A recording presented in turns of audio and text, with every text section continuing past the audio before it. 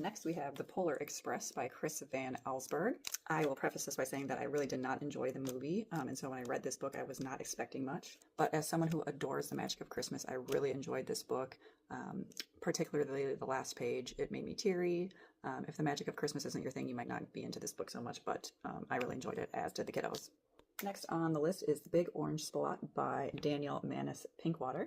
It's a story about nonconformity, embracing individuality. So basically in the book, Mr. Plumbean here paints his house a bunch of crazy colors, and at first it appalls the neighbors. They're like, oh my gosh, this is too loud. We need to have a nice, neat street. But slowly throughout the book, the other homeowners start to embrace their own unique individuality and start changing their homes to be unique to them. And then the street becomes this beautiful display of creativity that I think all humans possess.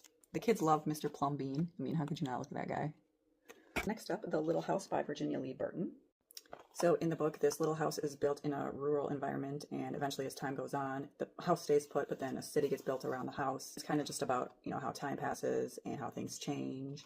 Apparently some people see this as like an anti-urban book. That's not how I interpreted it. To me, it's more about like posterity, how things change inevitably, adapting to that change. As someone who has lived in urban, suburban, rural settings, there are positives and negatives to all those different environments. And maybe because I'm currently living in a rural setting, it spoke to me more. I don't know. But the illustrations are lovely. If you're into cottagecore vibes, this is a cute book for that. Look at that cute little house.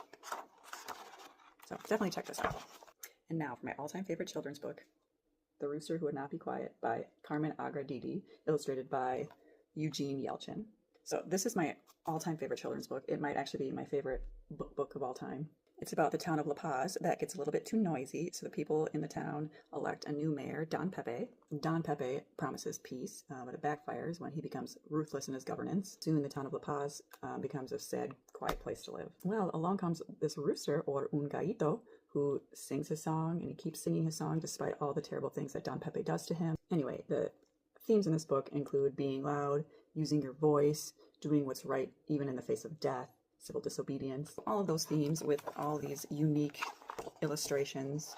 So all of that combined just makes for such an incredible book. I cry every time I read this, and I read it so many times. Anytime I see it at a thrift store, I have to buy it and gift it to somebody. It's such an incredible book. Please check it out.